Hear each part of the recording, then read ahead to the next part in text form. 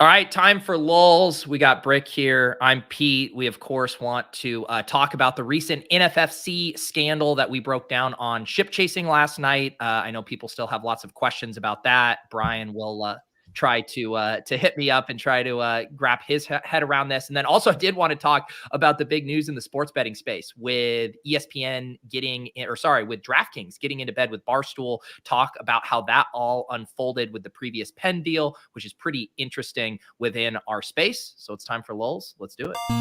Does he think? I think he thinks this. He thinks this is a go. Vegas Dave thinks this is a go. Hot naked girls doing yoga.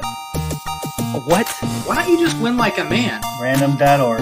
Type in 1 for yes, 2 for no, and let the DFS gods pick for you. And I'm absolutely begging you not to dupe us. Please don't dupe us.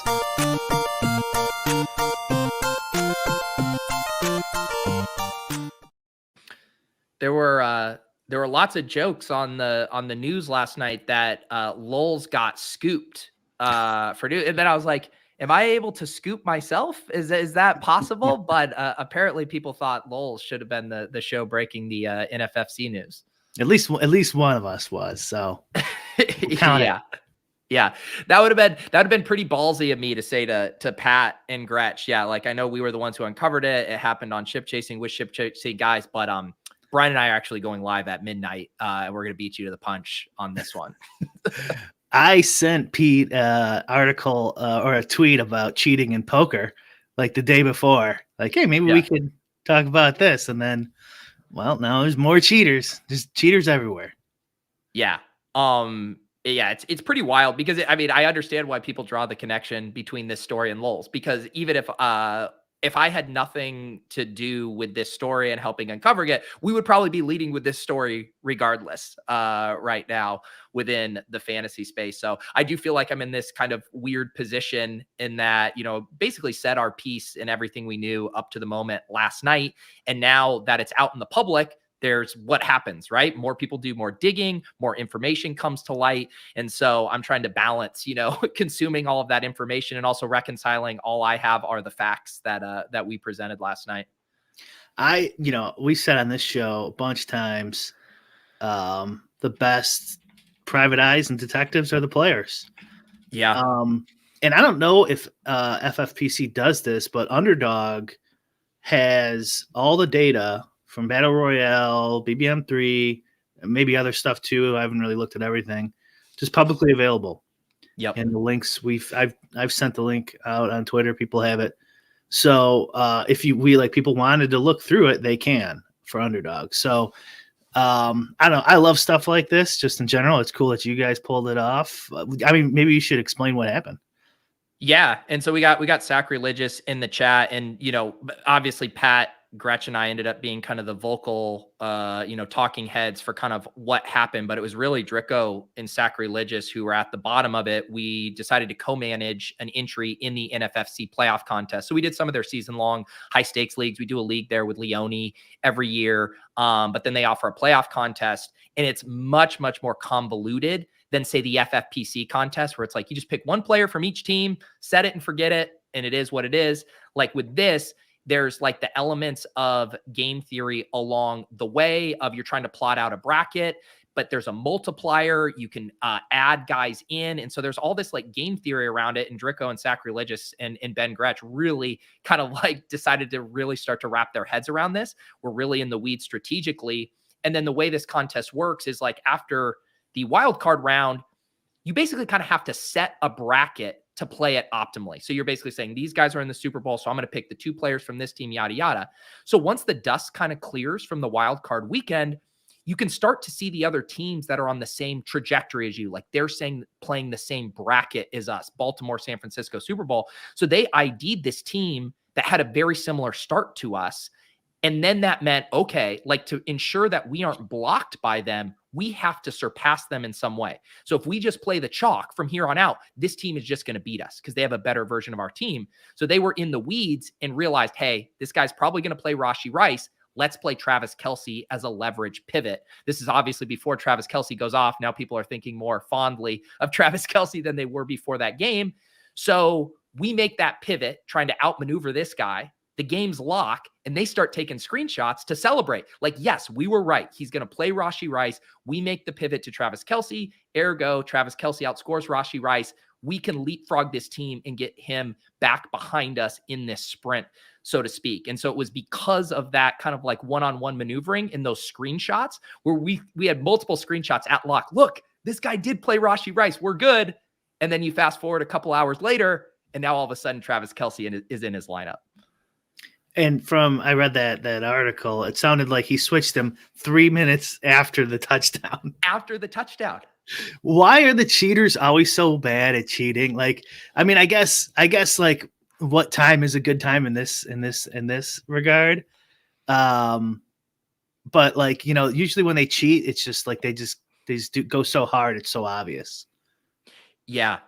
And it is like, you know, on the one hand, they do have all of the logs publicly available from transactions, like down to literally just resubmitting a lineup. Like if we moved, say we had Travis Kelce in a tight end spot, and then there was a flex, and we just like moved him from the tight end to flex and press save, that would like register as a move. And that's like all publicly there, but there's also just like walls of transactions, right? So unless you were really kind of sifting through it to look for an abnormality, it's all publicly available. And yet this individual clearly thought that it wouldn't be noticed, even though it is public, like, which is kind of the weird thing about it.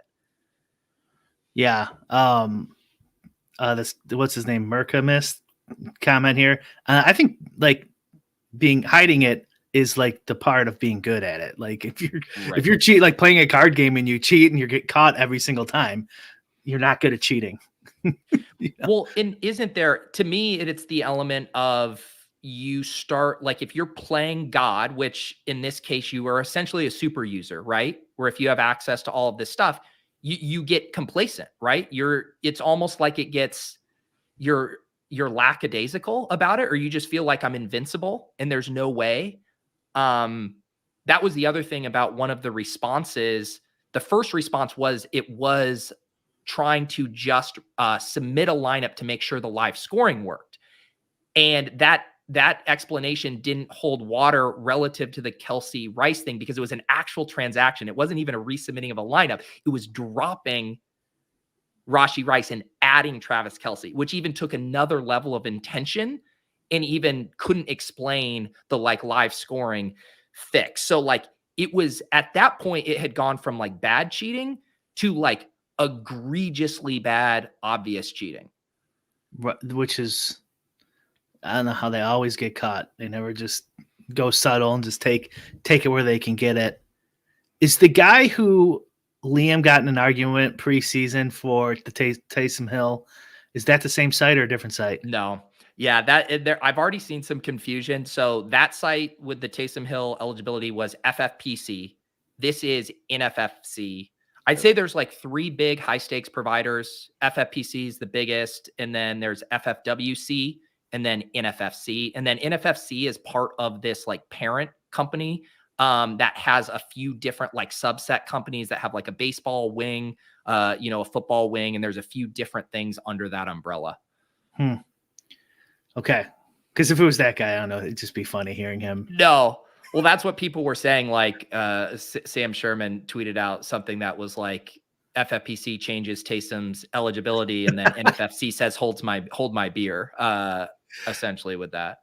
You know, I still want to stick on this, but I'm just like in my head, I'm thinking, what is the GTO strategy to cheat in this situation? Like, how would he get away with it? Not him, just anyone, like what would you do if you had that? So the only thing I can think of is if you had the ability to change the timestamps on the submissions. Like I think about like an example here. If you like in WordPress, if you have a blog post, you can retroactively change like when it was posted. Like you can say, I want this was posted at this time at this, like you can go change the publishing date. Maybe they've changed. It's been a while since I've done WordPress, but like back in the day, that's how it was. That's the only thing I can think of is would they have access to tweak the timestamps on that? And then, one step after that, I mean, all you can do is what they do, right? It's just like, who's doing good? All right, let's switch to Aaron Jones. He's going crazy. Let's switch to this other one. So like there's no good way to do it. No. No, and like the first one too, because it was the wild card weekend, there's so many other like engaged teams, so many other people submitting their lineup. Whereas like the dust starts to settle in the divisional round, you see which teams are good, you see which teams are at the top of the leaderboard. Like there's less places to hide at that point once you have a good team. Like we wouldn't have recognized this team unless it was a good team. Exactly. Yeah. There's probably worse times to do it. Like if you really wait to when everyone's looking at the leaderboard and then all of a sudden you pop up to the top, like there's got to be a cutoff. If you're thinking like DFS style, he should be feeding him who everyone else is playing too. Right? Yes. But these guys might not be sophisticated enough to do anything about it. Right.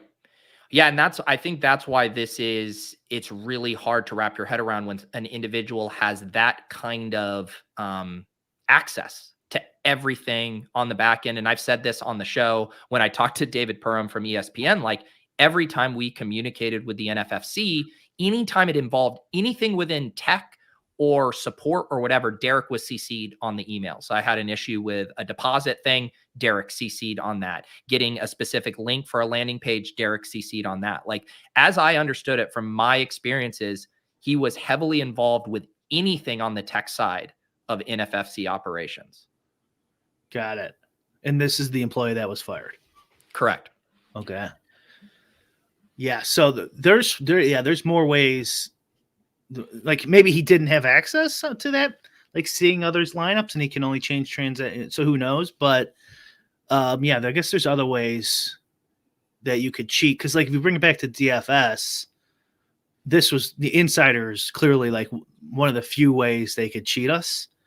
But it's not as big in DFS. Like not in that format, knowing who. Like the teams that are similar to you are playing, it's way bigger advantage than a 30,000 NBA in knowing that, 40% of the people are on, Giannis or something. Like that doesn't help you that much. It can help you in the 10 mans, and the Thunderdome and stuff. That would be useful, way more useful, closer to this. But this is definitely a big advantage if you did know that. But the insider, not thinking about it with DFS, they could do that too pretty easily. If you got 35,000 lineups, no one's looking at the 20,000 lineup that just switches to Giannis, halfway through that game off of whoever. So that could be, it's something to think about. Just to clarify something in the chat, and if this is your guys' first time like hearing about this, I do recommend watching the full ship chasing thing. We go like blow by blow and spell it out. Now there's some summary articles as well, but obviously I'm not hitting on every single thing here. Mr. Why are employees allowed to play in their own contest? He was not, this user by the username Bradley Willis, and this is one of the things we talked about on ship chasing. We found a long history of correspondence between the employee and this username Bradley Willis. So they were either friends, acquaintances. At one point, they referred to each other as a cousin. So some kind of, familiarity there beyond acquaintance. So the moves were occurring from the employee to the Bradley Willis teams, which was called Red Solo Cup.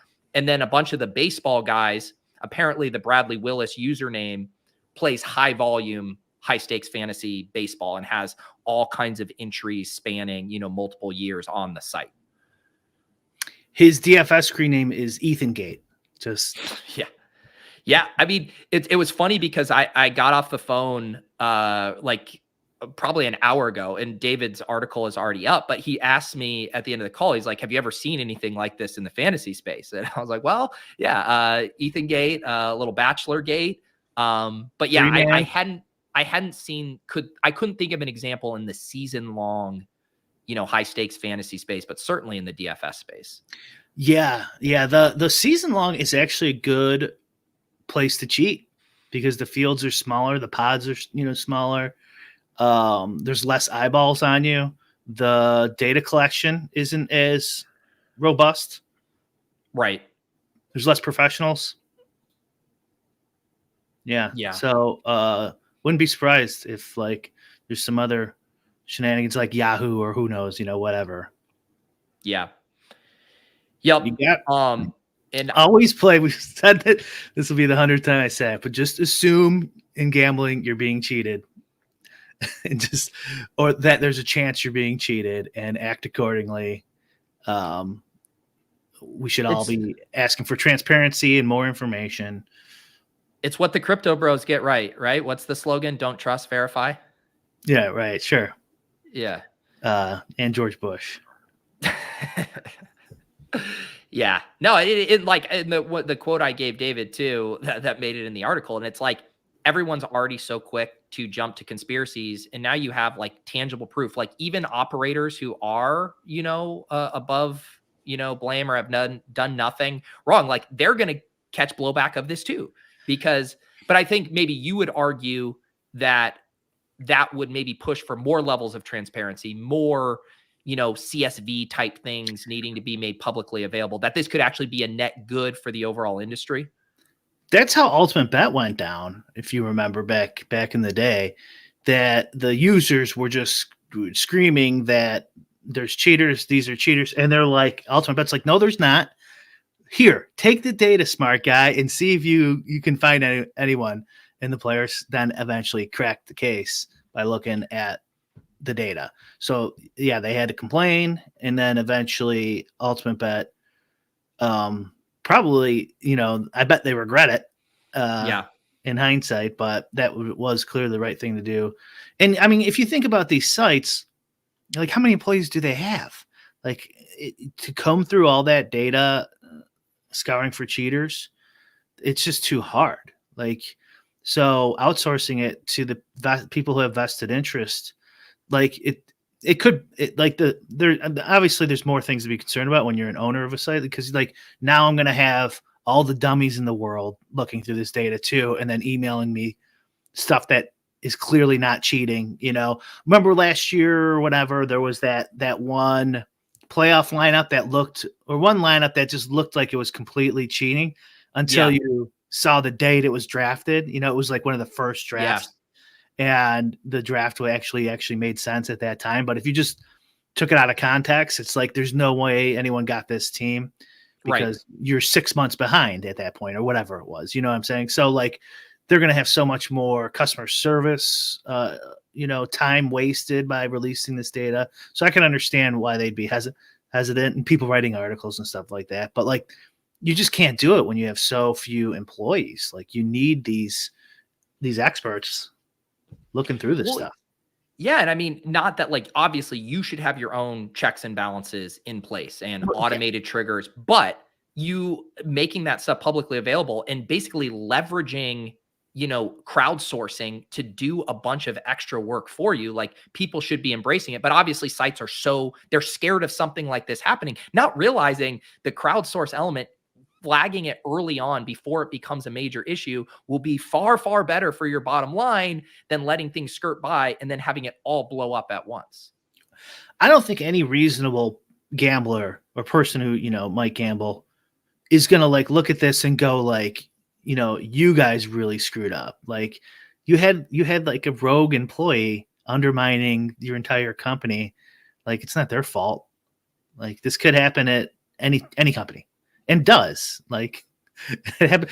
I mean, it happens like the Pentagon. You see, like last week, that lady got caught stealing $100 million from the Pentagon, an employee. Yeah. So like it happens. On the other hand, I would say like if it was a bigger company in a bigger operation, multiple people in IT, multiple people in support, there is probably a more natural checks and balances of other eyes on this, where it did seem like this employee had kind of the run of the keys to the castle, so to speak, in there, where it's like, who's shaving the barber kind of thing at that point, where there was no one else to even notice that this could have been happening. Yeah. But like you said too, they should have, I'm not saying don't have your own, internal checks and balances and all that stuff.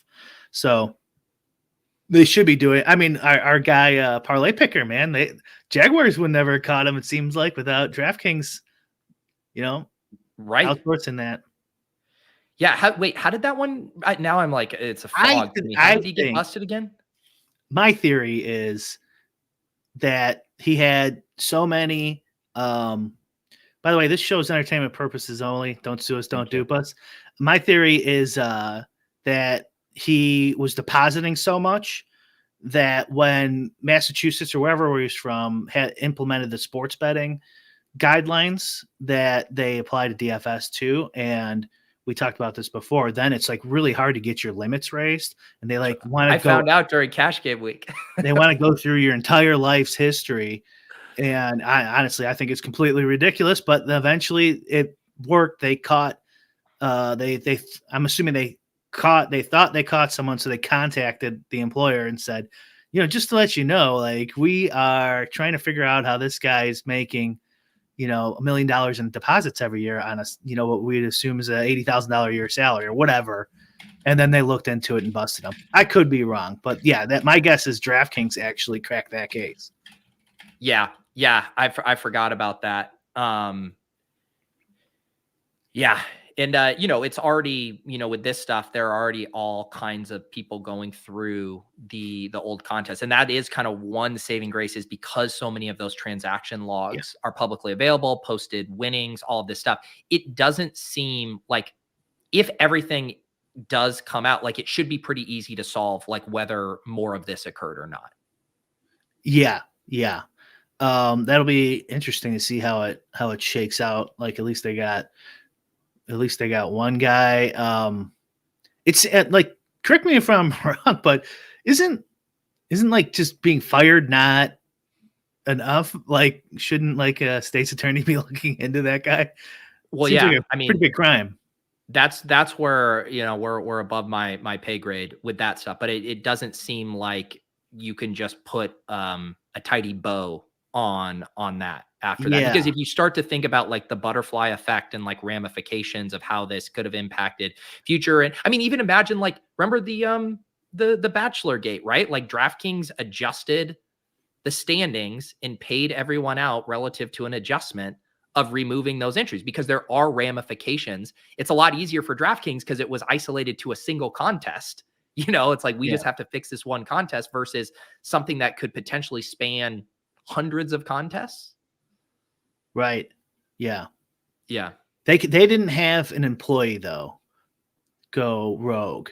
So like, I'm just thinking of like, could the state's attorney like prosecuted the Bachelor Gate people? I would assume no, or it'd be a lot harder than, your Ethan Gate. Like, let's say he did this kind of cheating, like this level of cheating, which he didn't. That was completely overblown. I just joking about Ethan Gate, but I would assume that he could be looking at jail time. What does anyone remember? I'm not even sure if they got caught. The live poker. What's the big poker TV show, internet show that?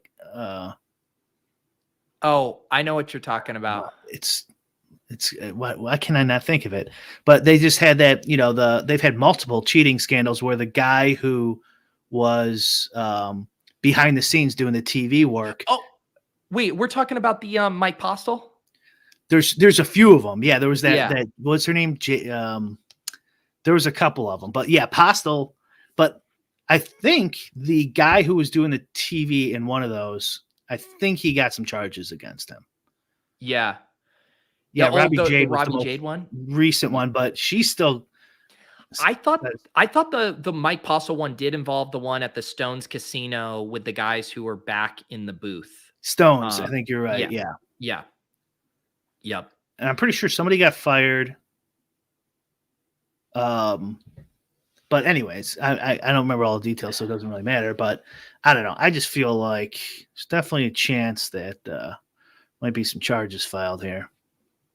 Yeah, I mean, it shatters the integrity of the contest, how people view playing on the site. And I mean, I think it's completely natural. If I were in previous contests with this user, how would you not have questions?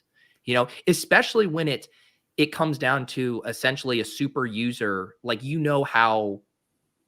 what a massive edge that is to be a super user in something like this, to where like you could legitimately be drawing dead you could have played the contest perfectly and still be drawing dead to a super user. If he just played it, I'm thinking, trying to think like a cheater. If he just played it where he fed him who everyone was playing, that's probably a big, if they're not idiots and they can utilize this information, which might not be capable for these people, that's probably a big enough edge where you could just do that over time and print money. And no one will, they're like, man, he's really good. Yeah. So they screwed up. They screwed up royally. I mean, I'd be interested to see if he got any cash too. Would you say his name, Derek, the employee? Yeah, for cash from what? Like they split it. Right. I mean, that's where the stuff like where it's like we can only speculate, but like if you actually follow the money on that stuff. Because that has to be a crime, right? Like that's clearly fraud. Yes. So yeah. I don't know. I mean, I guess if we get swept under the rug, nothing's gonna happen to the guy. But yeah, I mean, it is now. It's reached an exit velocity now with the ESPN story and everything that I assume multiple other outlets or whatever are going to get their hands on this. There's going to be more digging. I feel like if there are other things to be found, they will be found at this point. Hopefully, yeah. And maybe that'll these cheaters though, they never stop, they never learn. You'd think like I'm sure there's other cheating going on, and other poker for sure, right? We know, I mean, almost for sure. DFS, who knows? You figure these guys would learn their lessons and just stop. Yeah. But I mean, we've talked about this stuff before too, where in the game of life, this is still the equivalent of picking up, pennies in the middle of the highway, right? Like even we're talking about large sums of money. I'm not trying to, de-emphasize that, but like when it comes to the trajectory of your life and how you're going to spend the rest of your life, you are picking up pennies on the highway doing stuff like this. For sure. Yeah. Like, and most people's schemes aren't even nearly as good and profitable as this. I mean, good's probably not the right word, but not nearly as profitable. And so like, if you're like, screwing DraftKings over to get extra crowns and stuff, like people do stuff like this. Like, it's not fucking worth it. Are those the guys that ruined the DraftKings rewards program? The guys who were taking them for crowns? Maybe. I forgot another thing too they used to have with the DraftKings rewards. I'm not sure you know this, but I'm pretty sure you did. They had a store, like an Amazon store, and like you get like 25% off like year round, and then 50% off around Christmas. They just stopped the whole thing. I got tons of shit off there. There you go. Those guitars behind you? Is that from one the of them. Really? Yeah, that's a $3,000 guitar right there. That one I got for $1,500. There you go. What do you have to make your decision on how to spend your reward credits yet? Have you already made your choice? No, they just came out with the brochures, so I'm gonna. It looks like jewelry. I love that for you. I'm not sure they're gonna have my size, Pete. Yeah, I mean, Brian, I want like a video. I would watch the hell out of like a little 10-minute, really produced thing where you pick out your jewelry. You kind of, like try it on for size a little bit. You're kind of in the mirror, and then you reluctantly head down to the pawn shop, and then you're like comparing the EV of the crowns. And then we get this flashback scene of like, I played all of this DFS to get this much money from the pawn shop. I feel like that would be compelling content. That is what I'm doing virtually, though. It does look like it's you take a hit with the jewelry more so than with watches. Because the idea is DraftKings is getting some kind of wholesale discount with whatever partnership distributor they're on. So they're able to get it discounted, give you a reward at full price, but they're getting it at like a 70 or 75% clip or whatever. You know better than me. I have no idea why they're doing it. I have no clue. I mean, I'll be surprised if they even do it next year. I don't like the gifts idea, honestly. I am a rakeback man. I think it's better for the ecosystem. I think people want to like the lure of skill gambling is that you can make a living at it. I'm just laughing because the way you said rakeback man is the exact same way someone says, like, if they're an ass or a boobs man. I'm a rakeback man. It like sounded like somewhat dirty to me when you said it. Oh, she's got nice rakeback. Yeah, breaking news in the chat. I'm just seeing this posted. Former LSU and current New England Patriots wide receiver Kayshon Boutte was arrested today. He allegedly placed more than 8,900 bets while underage with a fake account. Some of this occurred during the 2022 season, his last at LSU.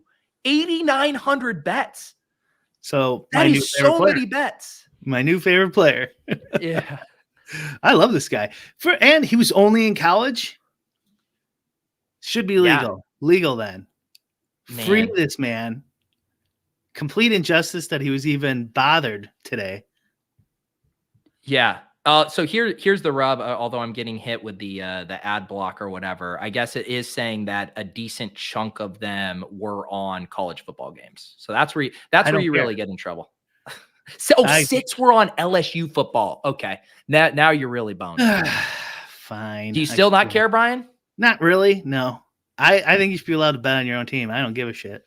Okay, that's an absurd take. I think I have the more reasonable take that you should be able to bet on like UFC if you play football, but you shouldn't be able to bet on your own team, Brian. I feel comfortable saying that. Well, how about that? How about a team not in your conference? Yeah. Can you bet on that? No, get out of here. Let's just keep this clean. You can literally bet on anything in the world except the sport you play in. Can we do that?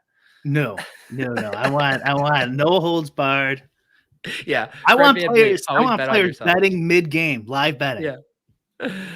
Like right before the play. Like they know what the play is going to be. You've turned into a nihilist. You're like, if the potential for cheating can occur, just burn it all down. Let everyone bet on themselves. If Congress can do it, the players should be able to do it too. Okay. It's only fair. I thought, man, this sounds like a real libertarian take after Davis broke the news that you said libertarianism is bad. I'm just still libertarian on gambling. That's it. Okay. So now you're a true politician, picking and choosing. I might be convinced to say none on your own team, but I don't know. Pete Rose, put him in the hall. Put all the roids users in the hall. Give me a break. Did you think about suing Davis for that libelous title to that TakeCast podcast? There actually is a lawsuit pending. You're damned if you do or damned if you don't with Davis, right? Because he'll either try to get you in some gotcha journalism and twist your words in a title, or he'll just co-opt your takes as his own. Right. The ones he likes, he'll just consider his own. The ones he doesn't like, he calls me crazy. Yeah. Did you have any takes on this Barstool stuff with DraftKings? Because we had talked about this initial story when Barstool broke up with Penn Gaming. Can you ban H Train 34? That's a big insult, buddy. Okay, we're not. Now the next one. Oh. Wow. How dare you, sir? I did spot Brian at French Laundry having a very nice meal without his mask on during COVID. So this checks out. Do you know H Trade? I don't think I've ever seen him in the chat. No. He seems pretty fired up. I don't. I don't know if he's joking. Who knows? Who cares? What were we just talking about? Oh, Portnoy. Is he our generation's greatest businessman? I mean, I think so, because when this initially happened, it like seemed like a decent trade-off of like, all right, you can never do anything with sports betting again, which is obviously a cash cow, even on the affiliate side, but you get your company back and you can monetize however else you see fit outside of sports gambling. Then we find out not only can he get back into bed with a sports book, but he can do so after just 6 months. 6 months non-compete. Now they're signing a massive deal with DraftKings. They're back on track to do basically everything else they used to do outside of being literally partnered with or operating essentially their own sports book. It's pretty credible. I mean, the man's going to be very rich, as he was already. But yeah, even more so. It's interesting. DraftKings found so much value in him, while Penn saw so little value that they gave him these terms. Yeah. Yeah, I saw some discussion. I saw like Taylor KB and Dan Bach were talking about it and like how much leverage Portnoy had in those initial negotiations, because it does seem crazy on the ESPN Penn side that now they are literally competing for market share with this new, DraftKings Barstool partnership, when the whole selling point was like, we're just going to slide all of these Barstool sports bettors over here, and at least we have them, and then we can add our own that we mine from our ESPN channels and marketing. But now it's like you're back to competing with them over that same demographic. Yeah, clearly. Like, how did their lawyers not just have that by default? I mean, I think like the former Osmo employees had a longer non-compete clause that Dave Portnoy did for $1 billion sports betting company. Yeah. I'm just pulling up this article here on Sportico. And I guess the deal hasn't been finalized. It says advanced talks on a wide-ranging sports betting deal with DraftKings. The deal would be a more traditional marketing partnership with Barstool promoting DraftKings odds and benefiting from customers referred to the sportsbook. Barstool won't be lending its name to a sportsbook app. The news comes less than a year after gaming giant Penn sold Barstool back to Portnoy for $1. Penn initially paid $163 million for 36% of Barstool, then bought the other 64% for $388 million. Those plans didn't come fruition with the sustainable betting app long term. And last year, Penn unloaded Barstool for $1 in order to partner with a different sports media brand. So they clearly did some kind of, hopefully better than back of the napkin math, that said they would be able to make more money just getting completely clean of this Barstool deal and going to ESPN. Like, even the sunk costs associated with that would still pale in comparison to how much they could make with the ESPN partnership. That had to have been their calculus, right? That last line too makes a lot of sense to me. $850 million write-off. Okay. Yeah. So if they're just they think they're gonna print, well, they don't have to pay $850 million of it for a while. It's just like us selling our Jokic, pennies on the dollar at the end of the calendar year to get our tax write-off. It's very similar to that, I feel like. Too bad we didn't. Yeah. Wait, no, we tried. No one bought it. Yeah. Actually, I haven't even looked. We still have that listed. Yeah. I do remember this other part with their clause. If he ever sold the company again, Penn would get 50% of the proceeds. And then Barstool is also prevented from getting back into betting before the end of the current NFL season and playoffs. It's like, okay, I don't think they were spinning up something for 3 weeks. But yeah, it's crazy. It's wild there, because how was that not part of the reporting of the initial deal? Because there was so much confusion and it was like, blah, blah, blah. You could see this making sense for both sides. But if you added the part that this would all be gone in 6 months, it would have been a very clear win for Portnoy right out of the gate. His ESPN, like, have they come out with any numbers yet to see if like ESPN's really helped Penn that much? Because I'm still skeptical of that. Of what? That ESPN is that much better than Barstool. Right. As like the marketing, their sportsbook marketing partner. I don't know. I think it's almost two different, completely, different approaches, right? Because, with the Barstool demographic, you're getting a hyper engaged audience that wants to tail the personalities, and you have like a very direct way to get to them. But they're not going to be sticky gamblers. They're probably not going to have an unlimited supply of disposable income to keep redepositing, keep playing. Whereas then with the ESPN, their viewers are likely going to have more disposable income, but are probably not going to be as engaged and as invested in the personalities that are touting picks or talking about promos. So then it's like, what's more important? Just getting people on the platform, but then they don't have enough money to stay, or having a harder time getting guys on their couch who play golf and, are retired.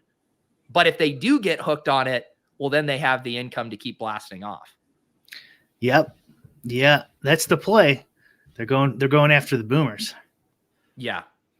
I don't know. I just think I'm so biased against ESPN at this point, though, that I can't really probably make a rational thought on the matter. I just can't like because Stephen A. Smith says something, I'm gonna go make a bet like, and he's like the best one too. I mean, I don't know that like every personality on there is fucking annoying. The ESPN's been a piece of shit for 20 years. I really do think like if ESPN, like if I was in charge of like sports betting marketing for ESPN and with a guy like Stephen A. Smith, I would heavily push the Oppo bet our tout angle. So like I would make it a whole thing like Stephen A. Smith gives his picks and then it's like, do you think Stephen A. Smith is full of shit? Here is how you bet opposite of what he wants to bet on all of these things. I bet they would get so much traction on something like that of being like, I don't want to tail this guy and just lean into it. That'd be a good bet. Yeah. Skip Bayless, Oppo Skip Bayless. Yeah. And then if they do good, then they could go off, you idiots who are Oppo betting me. That would be great. Has anyone done a good Oppo bet yet? Well, Jack was trying to do one on the club show earlier this week, saying he's on the world's. At the end of the show, we built a pick'em entry. I asked Jack for his 4 favorite picks for this weekend, and then I created an entry with the complete opposite and shared them with everybody. I also Oppo bet. Well, not Oppo bet. They were contestants in the Gill shootout. I just maxed. They had $100 max on it for Jack and Jennings, and I just maxed their lower in round one. That one hit. So betting against your friends is working out for me. I made a vow never to bet against the Three Donkeys. ever since Push-Up Gate. Yeah, ever since Push-Up Gate. I don't want any of these shenanigans happening in anything else. Like the balls are rimming out. No, we're gonna count that one. We're gonna count that one. Someone made too much noise. Not to get political, but I saw a headline the other day that says Stephen A. Smith wants to debate Donald Trump. Oh, I'd watch. I will admit I'd watch. Oh, of course I'd watch it. Stephen A. Smith's so fucking annoying. But yeah, it would just you just know that he would be able to coax out some kind of racist barb from Donald Trump. That's the one thing that you just know would be a lock. That's like minus 350. Yeah, that would be great.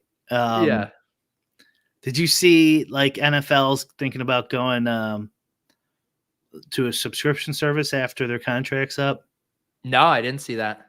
Yeah. I can't remember what I was listening to. Some podcast or something. But that Patrick Bet David, they were talking about it.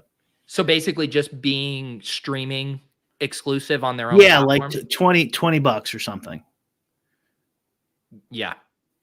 And because the idea is they're testing that wild card game on Peacock was like a test. Yeah, and I guess they got to get everyone upset on Twitter. Yeah, and it sure did. And then, then they like showed the numbers and they had like 27.8 million people watching or whatever. Right, and so I think that's got them looking in the direction of just going full subscription. I mean, cable's dead, right? Like who watches? Anyone under 55 who watches cable anymore, it's got to be a fraction of the population. And so and the only reason I ever still watch those channels is because of sports. And I can't be alone in that. I'm sure so if you get rid of it, cable's dead. Good riddance. Yep.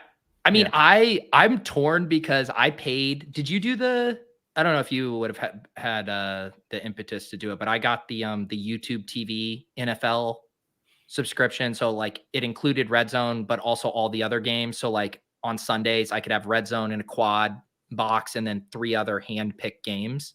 And then also like anywhere remotely pulling it up on my phone, different whatever. It was expensive as hell, but I really enjoyed that experience this year. I think I told you about that actually at the beginning of the year. Did you? It was either that or from David Kitchen's newsletter Cavish in a post that he said he was going to write but never did. Could have been that. He does his blogs like I do my best ball teams. I say they advance, but they actually don't. Says he's going to write it, but never does. But yeah, that I have YouTube TV, so I do get the quad box for college basketball or whenever it's up. So it is awesome. but I just did the red zone package this year. I didn't try the other one. I Yeah. know because I do one TV red zone and then the other TV you do the dual box with whatever the NFC AFC game that's Yeah. going, and that's pretty good. Yeah.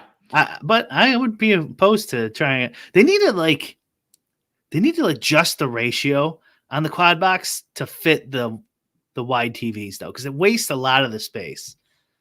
It does. It will There's no be way to other really thing do that but my only other gripe with it is you still have to select from prepackaged quad configurations. You can't if there's a 13 game slate and let's say there's like 9 1 p.m. games, I can't pick red zone and then hand pick the 3 games that I want alongside of it. They have their prepackaged ones. And like generally, if you worked hard enough, they might have like 4 or 5 and you just pick the one you like the best. But there's generally still like one tweak you'd make. You're like, let's get rid of this game and throw in this game. That's my only gripe with that. And they have something that like the way the technology works, like it's not as mobile as you would think with being able to shift around the own pieces. Right. Like college football, they would do the same thing. They'd put like 10 different options and like, they'd have Arizona State in 3 of them, but not in all of them. But does not paired with the Michigan State game you want to watch. Yeah, it's they'll get the hang of it. They'll get the hang of it. I mean, this is the opposite of DFS right now. Is the streaming wars? There's tons of competition. So when there's tons of competition, there's going to be tons of price reductions and innovation and fighting for IP. So we end up winning big time in this war where DFS they just get rid of all the wars and you're stuck, can't do shit. Do you think in that article about the cheater? I think it was that article somewhere I read today. They were talking about maybe FFPC and Underdog, etc. Prize Picks getting into DFS. Do you think there's any chance of that? Like, well, first of all, they call their games DFS, but you mean salary cap DFS? Yeah, classic DFS. I think it's I have never heard like any rumblings or anything that would indicate that they are, but I think it'd be cool. I mean, I don't. It can't be that big of a tech hurdle, right? Maybe I'm being ignorant on what it would take to spin that stuff up. I understand like the maintenance side of it, like creating the salaries and all of that stuff has a big lift, but just like from an infrastructure standpoint, it seems like it would be doable. Yeah, I mean, it's easy for us to say. We don't have to code it and keep it up, but I don't know. I think it'd be cool. I'd love for some competition, especially a company that's like got sexy rake back programs going. Because you're a rake back man, right? I'm a rake back man. So obviously I'd be all for it. The PvP pick'em stuff, it just doesn't do it for me. I don't know, Pete. What do you? I know you like pick'ems way more than me. What do you think? Well, I haven't done the peer-to-peer pick'em games yet. I enjoy just the regular style pick'em because it's like building a DFS lineup where you don't have to compete with other DFS lineups. So like, I like the idea if I'm right on this game shooting out, I'm going to get paid off, if my stuff hits and I don't have to worry about a random other entry. I think we're on the same page in that like the peer-to-peer stuff in its current form isn't that interesting, but it does have the potential with more innovative game concepts, with more liquidity, bigger player pools, bigger prize pools. Like it could get interesting.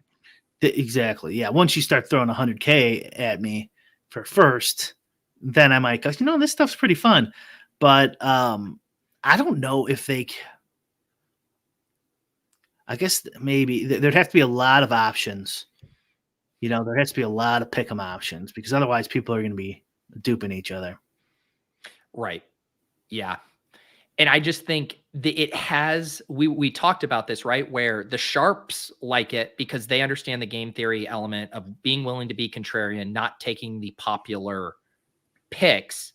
And yet the casual players are going to hate it because they're going to be so confused of, hey, I was right, but I'm getting a fraction of, what I thought the payout was going to be. So then how do you ever get the velocity for that game to grow? Right? Like how many of those guys are one and done because they literally don't even understand how it works. So you need, like, you're trying to thread the needle of a user who is like dumb enough not to be good at the game, but smart enough to understand the dynamic payout structure. Like who is that user? Yeah, good point. Do you think the DFS ecosystem is still big enough for an extra site? If it's done really well, I think so. I think so too. Yeah. Because there isn't much competition, right? Like there is a void in the market for another really like slick platform. Right. And even like, you don't have to reinvent the wheel, right? Like if there was competition and you had a really good UI and good contest, which I know is easier said than done. I mean, people would be very willing to play there. I think like you think of even of just how DFS content, like over the years, like FanDuel used to be mentioned in the same breath with almost every single pick. Like you'd be like this, or I'd prefer to play this guy on FanDuel. Like outside of jokes now, like, oh, I had him on FanDuel. Like you don't even hear that. Like the market was willing to support like multiple sites from that angle. So I think there still would be interest in it. It's also like a grinder site. So I think that kind of rakeback model as their like marketing promotion to get it off the ground would work with their existing user base who are already grinders. But like my theory is back in the poker days, the allure for a lot of dudes was like that you could make a living even being a break-even player because you can make not a good living, but 50 grand a year, 30 to 60 grand a year in rakeback. And then while you're doing that, you learn how to get really good, get better. And then once you start being plus EV, you got the rakeback plus your profit. And that does not exist for DFS at all or best ball really, because best ball's kind of hard because besides battle royale, the payouts take so long and stuff like that. So like to be the place for the grinder, the person who makes a living and stuff like that, and they provide a lot of liquidity, there's all sorts of benefits, could be an angle to launch off of for underdog. I could see something like that. I mean, it's selfish obviously because I think it would benefit me, but I don't know, I do think there's something to that angle of no one really, the image of DFS isn't great right now, Yeah. And if you could switch it to the more grinder mentality, like, yeah, there's there's like poker pros and then there's DFS pros, and they make like 60, 90 grand a year or something, It's interesting because I was thinking about this. I feel like I mentioned this on another show. I can't remember it, but I was just listening to two guys. They were talking about content, but this is going to apply to like DFS platforms and stuff too, of like this idea of making like upstream content or downstream content. Downstream content meaning you're going to like the lowest common denominator, a large swath of people are going to be interested in that, versus upstream content. And they use the phrase like you want to be a magnet, like you do like what you think is the best stuff or the most interesting or the things that make you feel creative, and then people gravitate to that because of like your level of interest and passion about that. And these kind of how those kind of two ideas are often on different sides of the pole, like the downstream, upstream. It seems like that is happening with some of these like DFS providers, right? Where like the upstream content is like you continue to innovate, make really interesting games, reward the grinders, reward the people who spend the most time on your site. But all of like the big money, the big cash outs, the big affiliate deals are all downstream. It's the lowest common denominator. It's just get on the site. It's just do this parlay and be done. And yet those users aren't sticky and they aren't going to be your best customers. And if you're willing to play the long game, if you're willing to be patient, which when you're operating a big business with lots of overhead costs, that's easier said than done, but you can build up just a really incredible user base and fan base. And I think that's just an interesting to think of like from the DFS angle and the salary cap and how sticky those users are, that not a lot of people are wanting to even put any effort into like upstream magnetic type of games. Yeah. Yeah. Or just, redoing the structures to like more make this type of guy who's going to be around longer, this type of player who'll be around longer. I think you're right. I think I don't know. They've always kind of been like a sports book focused short term Yeah. model, anyways. Like even before they had sports books, I think like very briefly in the beginning, maybe it was they. I think they had some probably former poker website employees and stuff, and they were kind of using that affiliate model and stuff like that. But then they very quickly changed more to like a sports book. And it would, I think, if they did have whatever the long term downstream, whatever your description was there, the person who's going to stick around, those guys bet. They'll bet too, and they're not all super sharp at betting, but like it's hard enough with no rake, no rewards, no rake back, super top heavy, high variance, super skilled players playing now. Like to then go, I'll throw $1,000 on the MMA fight. Like you're like, oh, I might need that money for DFS. But if they know they're getting their rake back every 2 weeks, and it's a little easier to like be a grinder and make 50 grand a year, 60 grand a year, and those guys will stick around. Those guys will bet. I mean, that's kind of like the best ball DFS, model that I think they might be able to pull off. Yeah. At Underdog or DraftKings. I just don't think DraftKings has no incentive right now because there's no one. They're using the legislature to fight Underdog in Prize Picks right now, right? They're not looking to build this idea that we're talking about at all. At least it doesn't seem apparent to me. Right. And because like a lot of that stuff, it's going to be, a loss leader, right? Like you're going to invest a lot of money into those kind of concepts, programs, the rake back, the, developing the games, all of that stuff like has a ton of overhead costs. And then the thought is like deep down the road, you get the payoff.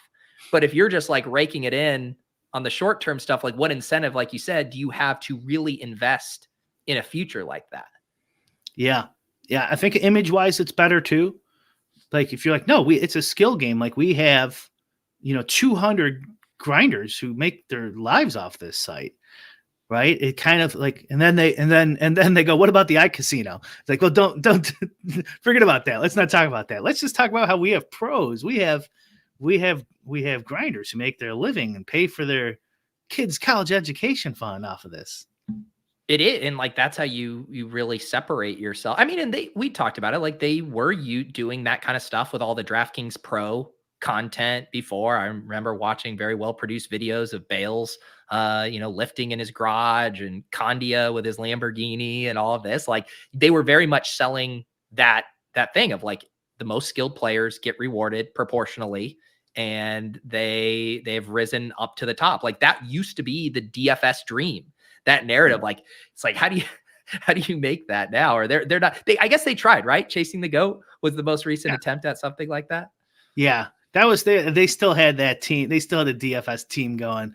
I think they've kind of switched over now at this point. Isn't it crazy how much stuff has changed since that thing? So you have lots that's happened at Run Pure for Big T. You got, Osmo, the site's no longer named after him. It's Stochastic. And then Whistles was revealed to be a FET. Like, so all of these big things have happened. I can't even get a smirk from you out of that. It's just such inherent truth that you don't even blink. No, I'm like, those are big things. I don't see. In my life, these are huge events, Pete. I mean, I've been trying to sneak in the poker scandal for like 3 episodes. I know you keep telling me, yeah. What do you? I know now we're running out of time. Is this our new bit where we say we're going to talk about the poker scandal every episode and then we just never do? Maybe was there actually new information? Yeah, the tweet I sent you yesterday was new to me. I mean, it would actually be nice to get a current online pro on the show to actually tell us what's going on instead of just being on the sidelines reading tweets and stuff. But I mean, long story short, since we don't have much time left, the America's Card Room, which there's not like, if you don't live in a legal state, there's not really many sites for Americans to play on. And this is kind of one of them, has had longstanding claims that they have a bot farm. And Jay Nandez tweeted out that they have proof, and and receipts, and the week before they had it was really, if we were going to do like 20 minutes on it, they had The bounty? a contest, a bounty contest, that if you could get a bot on their site, they'll give you $100,000. And some guy did it in like 15 minutes, and then they revoked the whole contest. And he Yeah. has, if he still has his tweet up, he talks about it on just a video he posted of himself. And that was like a week or two ago. So like, it looks like it just keeps getting worse. But I think that was GG poker, and this one's ACR. Yes.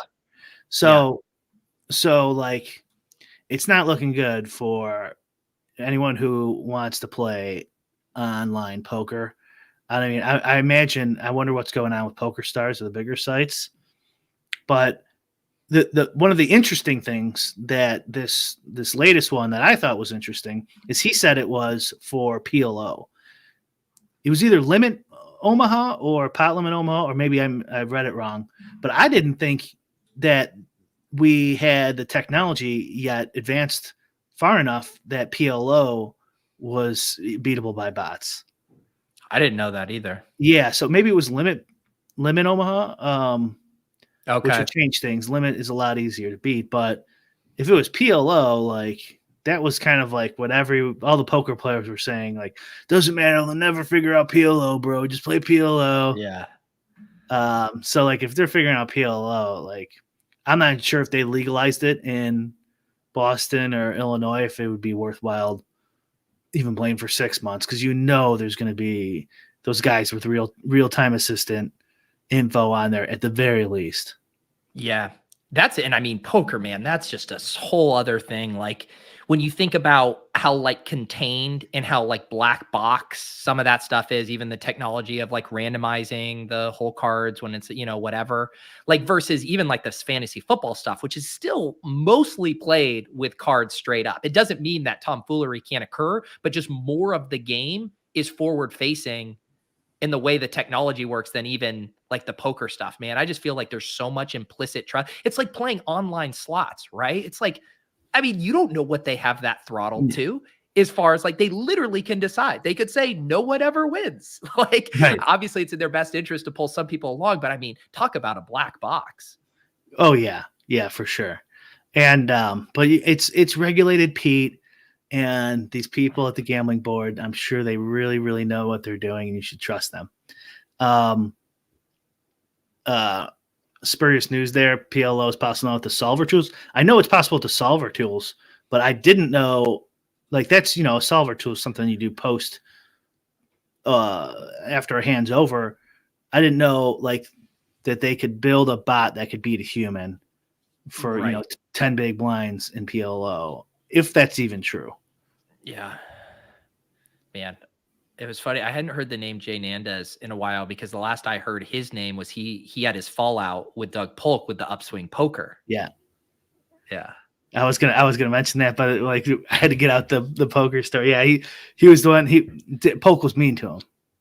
Remember, Yeah. and they had that whole big when Polk was doing his PR campaign on Polk was a bully, and he had to defend himself, and he just sat there on that what is the Twitter Spaces on that space for hours, and he didn't really lose his shit either. Too, I would have lost it. I will say, I mean, I'm not super plugged in to the poker drama / water cooler, but I feel like Polk he's weathered multiple storms. He weathered what was it? Coin, whatever, his partnership where that crypto company went under.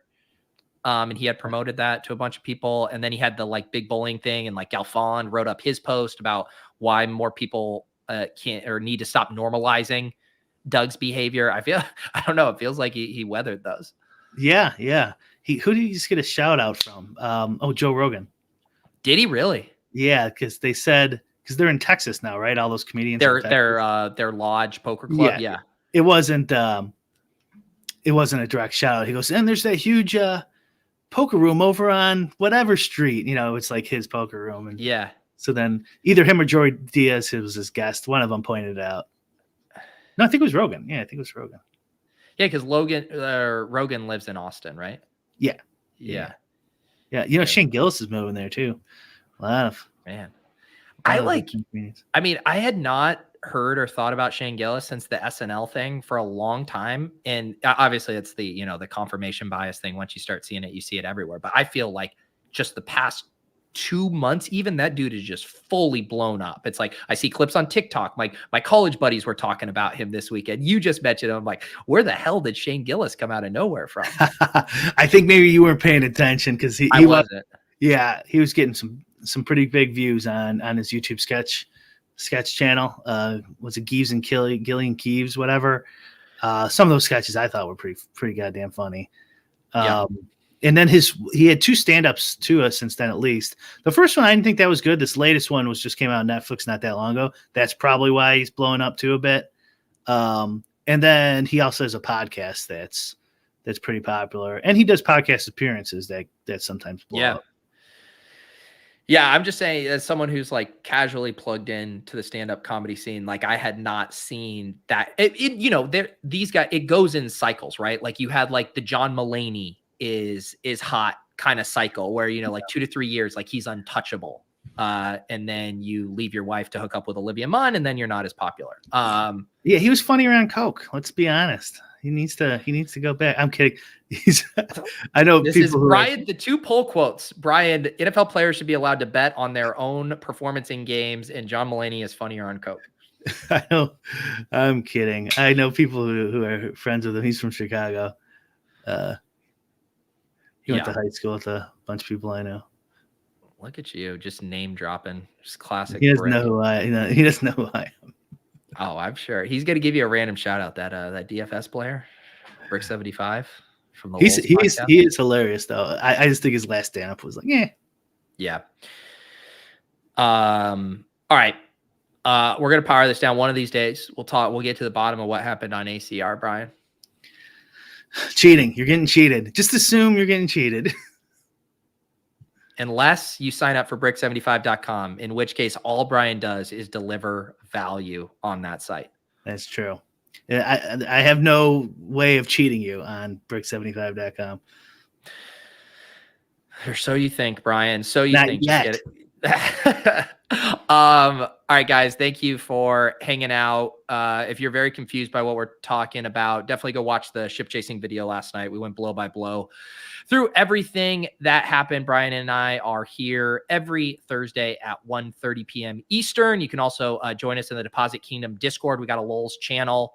Some of our best tips and ideas for shows and stuff pop up in there. So if you see anything that feels like a good Lowell's topic or Lowell's adjacent, feel free to drop it in there. Otherwise, we do get this audio up on the podcast feed as well. You can subscribe to Lowell's on all of your favorite podcast apps. And one of these days, when we decide to do something with our robust download numbers, it will come in handy if you're subscribed and auto downloading all of our episodes, Brian. Very much so. I got nothing else, Pete. All right, guys. Have a good one. We'll see you next time on Lowell's.